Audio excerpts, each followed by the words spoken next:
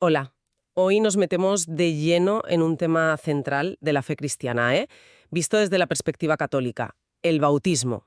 Un tema fundamental, sí, señor. Tenemos aquí varios apuntes, documentos que nos van a servir un poco de guía, ¿no? Para ver qué es, de dónde sale y por qué, bueno, por qué se le da tanta importancia. Exacto. La idea es desentrañar juntos qué significa este primer sacramento. Pues vamos a ello. Para empezar, mira, lo primero que salta es una definición del catecismo, el punto 1213. Ajá. Lo llama el fundamento de toda la vida cristiana, casi nada. Palabras mayores, desde luego. Y sigue, el pórtico de la vida en el espíritu y la puerta que abre el acceso a los demás sacramentos. O sea, fundamento, pórtico, puerta, no suena a algo opcional, ¿verdad? Para nada. Es que, según esta visión, es la base. Si no hay cimientos, mal vamos. Claro. Yendo a lo esencial, lo que explican estos documentos es que el bautismo hace como 3 cosas clave. Una transformación profunda. A ver. Primero, perdona los pecados. El original, esa idea de una ruptura inicial que heredamos, y también los personales cometidos antes. Vale, limpieza, por así decirlo. Eso es. Segundo, naces de nuevo. Te conviertes en hijo o hija adoptiva de Dios. Una nueva identidad. Y tercero, te incorporas a la Iglesia, entendido como el cuerpo de Cristo. Entras a formar parte de esa comunidad. O sea que es un antes y un después total, un reinicio, como decías. Un reinicio radical, sí. Perdón, nueva identidad como hijo de Dios y miembro de la Iglesia. Esas 3 cosas. Vale. Perdón, filiación, comunidad. Entendido. Pero, a ver, ¿esto de dónde sale? ¿Fue una idea que surgió así espontáneamente en las primeras comunidades o tiene un origen más directo? Los apuntes apuntan a Jesús, ¿no? Sí, los documentos lo dejan muy claro. El origen está en la voluntad explícita de Cristo. Se apoyan sobre todo en 2 pasajes del Nuevo Testamento. ¿Cuáles son? El primero es muy conocido, al final del Evangelio de Mateo. Ah, el envío final. Exacto. Mateo 28, 19. Jesús, resucitado, les dice a los discípulos: «Id pues y haced discípulos a todas las gentes, bautizándolas en el nombre del Padre, y del Hijo, y del Espíritu Santo». O sea, es un mandato directo. Clarísimo. Bautizad. ¿Y el segundo? El segundo está en Juan, capítulo 3, versículo 5. Es esa conversación de Jesús con Nicodemo, ¿recuerdas? Sí, la de noche. Pues ahí Jesús dice, en verdad te digo, el que no nazca de agua y de espíritu no puede entrar en el reino de Dios. Agua y espíritu. Claro, las notas subrayan que esos son símbolos clarísimos del bautismo. Y Jesús lo conecta directamente con entrar en el reino de Dios. No es una sugerencia, es una necesidad. Entendido. O sea, Jesús lo instaura y lo manda. ¿Y los apóstoles se pusieron manos a la obra enseguida? ¿Se ve eso en la práctica, en la Biblia? Pues sí, los documentos insisten en que sí, que desde el minuto 1. El libro de los Hechos de los Apóstoles es como la crónica de sus primeros pasos. Ajá. Citan, por ejemplo, el discurso de Pedro en Pentecostés. Hechos 2:38. La gente, conmovida, pregunta, ¿qué hacemos? Y Pedro responde: Sin duda, convertíos y que cada uno de vosotros se haga bautizar en el nombre de Jesucristo para remisión de vuestros pecados. Ahí está. Conversión y bautismo, juntos desde el principio. La primera llamada pública a la fe ya incluía el bautismo. ¡Qué fuerte! Tal cual. Y hay otro episodio que los apuntes destacan mucho por lo que implica. Es el del carcelero de Filipos, en Hechos 16. Ah, sí. ¿Qué pasa ahí? Pues que después de un milagro y tal, el carcelero se convierte con su familia. Y dice el texto que inmediatamente recibió el bautismo él y todos los suyos. Todos los suyos. Exacto. Esa frasecita, todos los suyos, ha dado mucho que hablar, como señalan las notas. Claro, porque si dice todos, uno piensa, ¿incluía niños? Vedeas. No solo adultos que decidían por sí mismos. Justo. Abre esa puerta. Ya hablaremos de eso. Pero fíjate que ya en Hechos aparece esa idea de bautismos familiares, no solo individuales. Es verdad, un detalle importante. Sí, y es una de las bases que luego la tradición usará para hablar del bautismo de niños. Vale, origen en Jesús, práctica apostólica inmediata. Pero vamos a lo gordo, ¿no? ¿Qué hace el bautismo? O sea, más allá de perdonar o de entrar en la iglesia, ¿qué efectos más profundos veían los primeros cristianos? Según estos documentos, claro. Aquí es donde se ve la teología tan potente que ya tenían. Sobre todo Pablo, las fuentes lo recogen muy bien. ¿Cómo lo explican? Pues lo conectan directamente con el núcleo del misterio cristiano, la muerte y resurrección de Jesús. El texto clave que se resalta es Romanos 6. Romanos 6, sí, me suena. Versículos 3 y 4. Pablo dice que por el bautismo hemos sido sepultados con Cristo en la muerte. Sepultados. Sí, para que, igual que Cristo resucitó, así también nosotros vivamos una vida nueva. Ostras. O sea que, según Pablo, y como recogen los apuntes, no es solo lavar algo, ni siquiera solo un símbolo. Es como sumergirse de verdad, místicamente, en la Pascua de Cristo, morir a lo viejo y resucitar. Esa es la interpretación fuerte, sí, la que subraya la teología católica basada en estos textos. No es un recordatorio, es participar de verdad en eso. ¡Qué profundo! Y hay otra dimensión clave que también destacan las notas, citando 1 Corintios 12:13. ¿Qué dice ahí? Pablo afirma, porque en un solo espíritu hemos sido todos bautizados, para no formar más que un cuerpo. Ah, la unidad. Exacto. Judíos y griegos, esclavos y libres. Y todos hemos bebido de un solo espíritu. O sea, que te une a Cristo Verticalmente, sí. y por tanto te une a los demás bautizados. Horizontalmente, justo. Crea ese solo cuerpo, que es la Iglesia. Así que el bautismo ya desde el principio tiene esa doble cara. Transformación personal radical, esa muerte y resurrección mística, y creación de comunidad, de iglesia. Queda clarísimo el fundamento bíblico, tal como lo presentan. Pero claro, han pasado 2000 años. Mucho tiempo, sí. ¿Cómo ha evolucionado esta idea? ¿Cómo la Iglesia fue entendiendo y explicando mejor qué significaba este sacramento? Los apuntos nos hacen un recorrido histórico, ¿no? Sí, nos dan unas pinceladas interesantes por la tradición.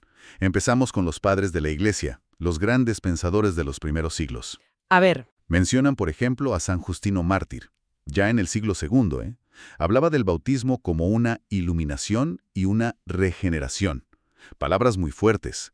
Una transformación interior hecha por Cristo. No solo un rito de entrada, un cambio del ser. Iluminación, regeneración. ¿Y sobre lo de bautizar niños que salió antes con el carcelero? ¿Qué decían los padres, según las notas? Pues citan a Orígenes, que era un peso pesado del siglo III.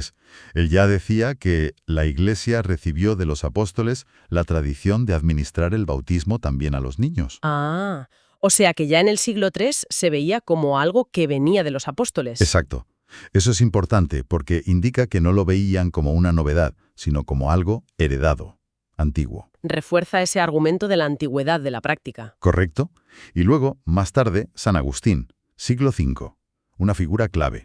Agustín, palabras mayores. Él profundizó muchísimo en la idea del pecado original y, según los apuntes, veía el bautismo como la medicina necesaria contra esa condición humana heredada. Claro. Y eso, lógicamente, pues reforzó todavía más la justificación para bautizar a los bebés que nacen, según esta doctrina, necesitando esa gracia que limpia y libera. Se van añadiendo capas de comprensión, ¿no? Primero la regeneración, luego la tradición apostólica para niños, luego la medicina contra el pecado original. Exactamente. ¿Y cómo se refleja todo esto en las enseñanzas ya oficiales de la Iglesia, en el magisterio? Pues los documentos conectan esto con definiciones más formales.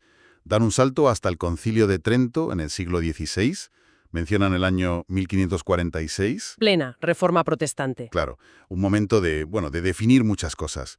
Y Trento definió como dogma, o sea, de forma vinculante para los católicos, que el bautismo es necesario para salvarse. Necesario para la salvación. Sí. Y muy importante, afirmó que esa necesidad se aplica también a los niños, que deben ser bautizados para recibir la gracia. Una afirmación potente en ese contexto de debate. Y algo más reciente. Llegan hasta nuestros días los apuntes. Sí, mencionan el Concilio Vaticano II, mucho más cercano, mediados del siglo XX. En el documento sobre la Iglesia, Lumen Gentium, se reafirma la importancia del bautismo. Y lo describe de una forma muy gráfica.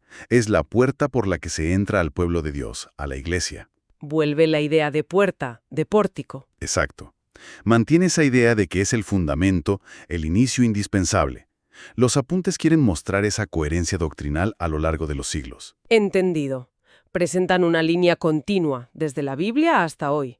Pero, Claro, el cristianismo tiene muchas ramas. Así es. Y los apuntes también dicen que no todos lo ven exactamente igual, ¿verdad? Mencionan brevemente otras perspectivas, sobre todo de algunas corrientes protestantes. Cierto.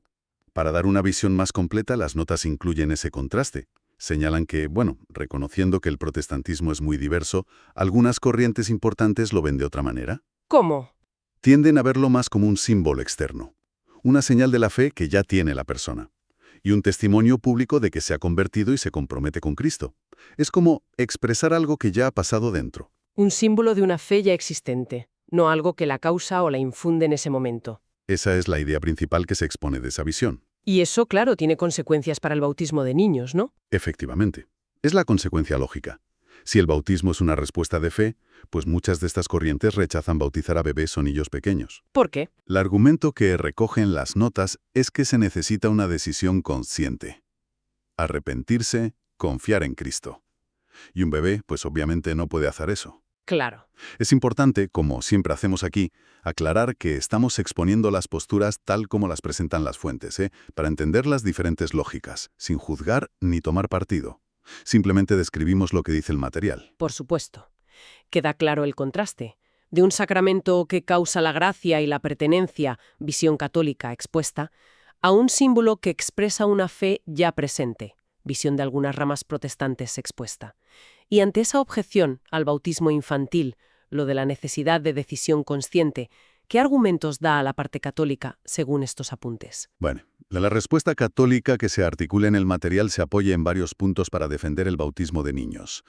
El primero, y creo que el fundamental, es insistir en que la eficacia del sacramento no depende tanto de la conciencia de quien lo recibe, sino de la acción de Dios, de la gracia. Y de la fe de la Iglesia, que es quien presenta al niño. O sea que la gracia de Dios no está limitada por nuestra capacidad de entenderla. Exacto.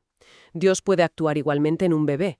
La gracia es lo primero. Vale, ¿qué más? Luego, se usa mucho una analogía con el Antiguo Testamento, con la circuncisión. Ajá. Los apuntes explican que, igual que los niños varones israelitas eran circuncidados al 8º día como señal de pertenencia al pueblo elegido, sin que ellos decidieran nada, pues los hijos de padres cristianos se incorporan a la nueva alianza por el bautismo.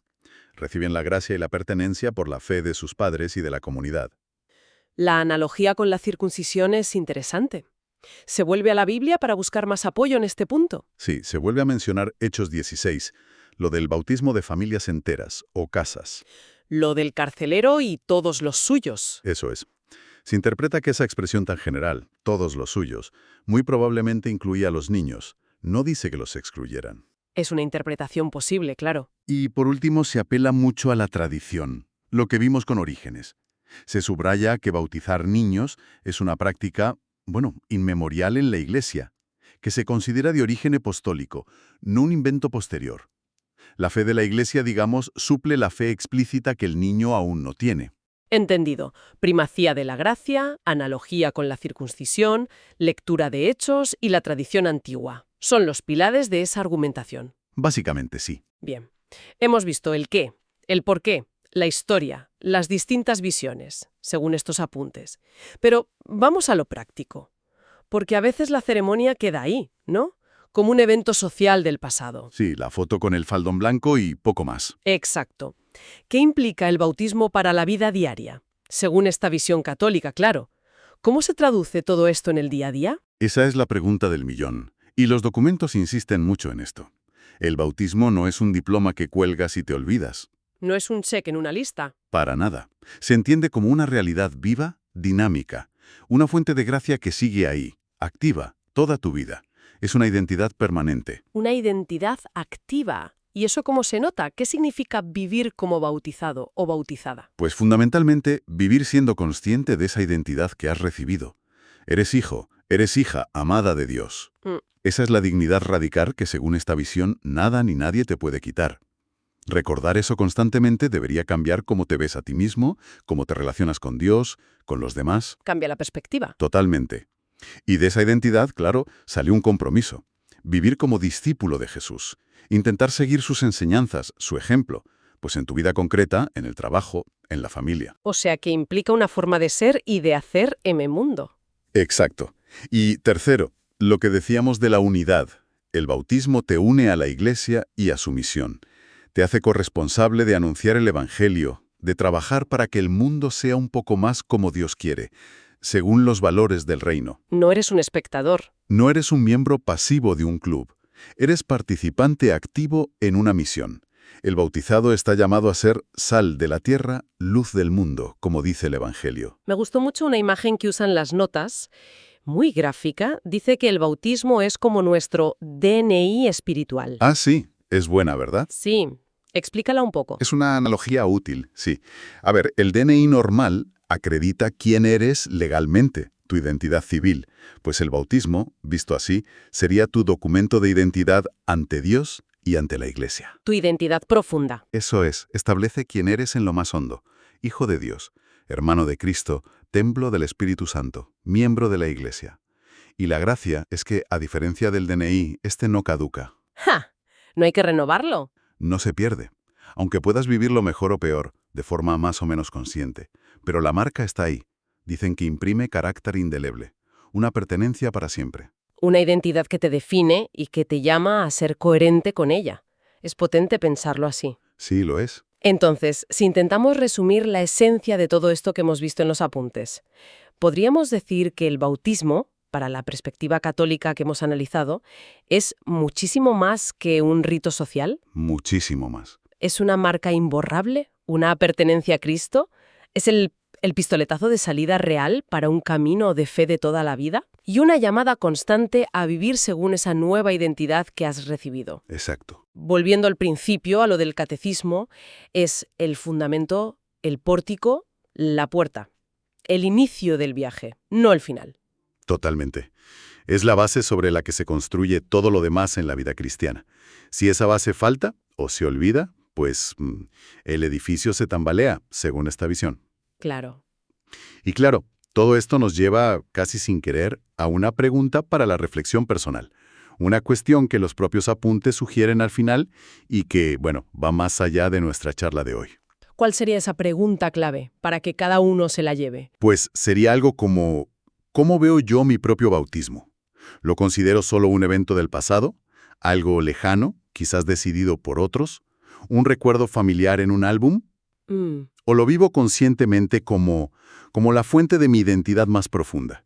Como esa realidad viva que me dice que soy hijo de Dios y que me impulsa a vivir de una manera concreta. En resumen, ¿es mi bautismo un motor real en mi vida, en mi forma de estar en el mundo? Eso es. ¿O es solo una partida de nacimiento espiritual que está olvidada en un cajón? Ahí queda la reflexión abierta para cada uno.